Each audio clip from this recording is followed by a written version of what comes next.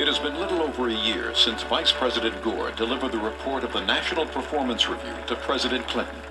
The report, prepared by over 300 career civil servants, detailed hundreds of specific recommendations for improvement in the way the federal government works. But the report also set in motion a fundamental reinvention of the federal government that will take many years to complete.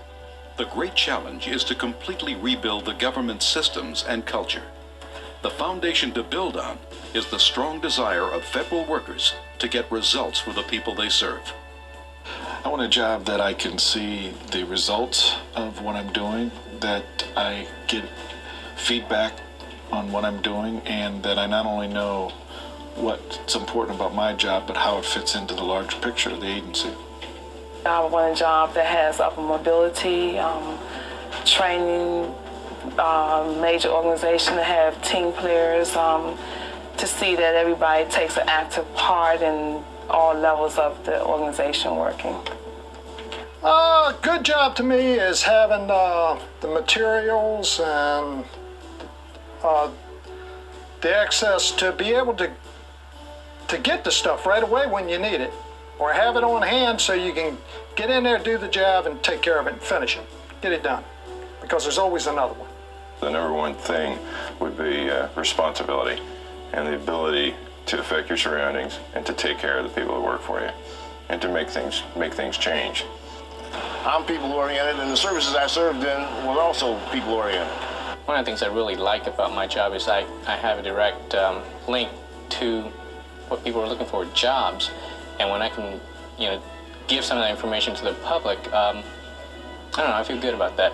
I want a feeling that I've contributed to others. I'd like to have a sense that what I'm doing is important. Basically, a good job is when you can go to work and work around good people, have a good understanding with people, and basically get the job done. It's what I want from my job, someone to say, go ahead and do it. Go and do what you need to do. Nearing the end of the first year, the Vice President addressed a group of federal employees at all levels to talk about reinvention and to share stories of federal workers who have taken risks, taken initiatives, or just used common sense to try to improve the way they do their jobs and serve their customers, the American people. You want to be proud of what you do for this country. You know in your heart that given the opportunity, you can accomplish something that is really worthwhile. Now, what's stopping you? What's slowing you down? Why aren't you charging off every morning with fresh enthusiasm? Why aren't you coming home every night with a story for your loved ones about a tremendous difference that you made that day? And why aren't the taxpayers saying to each other about federal employees, oh, thank goodness for those federal employees? Let me tell you what the government did to make my life easier and better today. Instead, of course, taxpayers say, let me tell you what the government did to me today, not for me today. You know the reason why. All federal employees know the reason why. It's our system. You know what that system is like.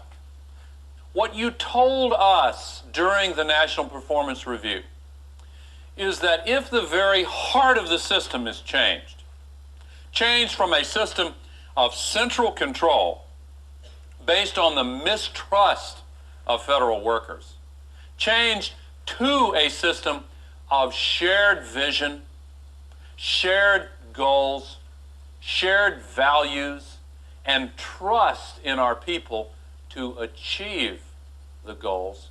If that basic change is made, then you, the federal workers, will make the federal government work better and cost less. And you are doing it now.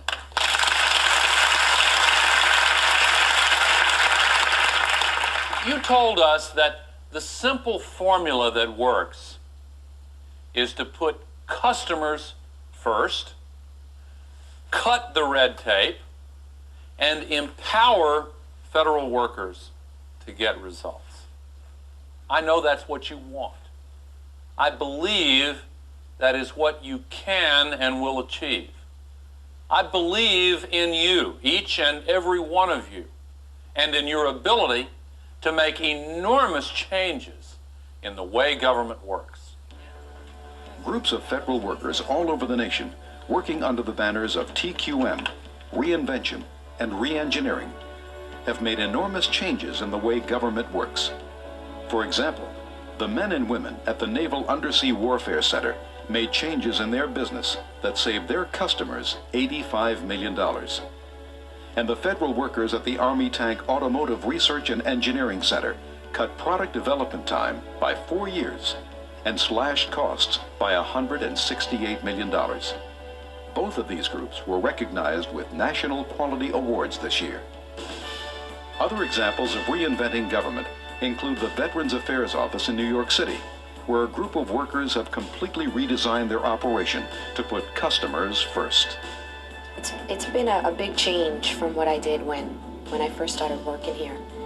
Basically, what's happened is the entire regional office has become little units, separate regional offices. So everything that needs to be done for a veteran can be done with 13 people in so much less time than it's taken previously. Before, we received claims in the mailroom, and then it would go along kind of like an assembly line process. And it would go from one division to the next, and it would finally get to us at some point. It was pretty hectic. You couldn't find anything. You had 1,500 things on your desk. You had to go to other people's desks to find things. It was just total chaos. Now what we have is a regional office with 13 people in different units, and the ability to do a claim from start to finish with these 13 people and be able to function like that. I like it because I get a sense of ownership. I can follow a claim from the beginning to the end. In the old traditional way, as a Veterans Benefits Counsel, all I did was take the application and I never saw it again. I represent veterans. So the prototype unit is actually just a great help for me. They like the service I get, usually because it goes by faster, so there's less time period for them to wait. And also, when they do actually have to come in here, they know exactly who to go to. The satisfaction is also greeting the veterans, actually seeing these men and women who served this country so that we all would be here firsthand instead of just like Kelly said, paperwork. Now I actually can talk to them and make them laugh, give them a friendly gesture, and they leave very happy from down here. It's been a much better atmosphere. It's easier to come to work in the morning. People are more receptive to you. You actually get to meet the people that you're dealing with. Just taking the application wasn't a great sense of accomplishment. I know I was helping them and getting it started, but I never saw the end result. Here, I'm able to see the end result and give a little feedback. I got a hands-on during the process, and that makes me feel great. How did the process begin for changing the way you handle these claims? Well, we started looking at what we were doing in the regional office with the intention of trying to make things better. And we stepped back away from what we were doing and said, you know, what are the difficulties that we have? And we narrowed it down to two things. The result of our efforts frequently frustrated, if not angered, our customers. Yeah. And the processes that we used in the office to do business sucked the life out of our own employees. Other than that, everything was going pretty good. Joe Thompson said that their first step in redesigning the system at the VA was to ask the customers what mattered the most to them. Now, it's easy to overlook that step. In fact, it is very common for organizations trying to reinvent themselves to skip that all-important first step by assuming that they know what customers want without talking to the customers and without asking the customers what they want.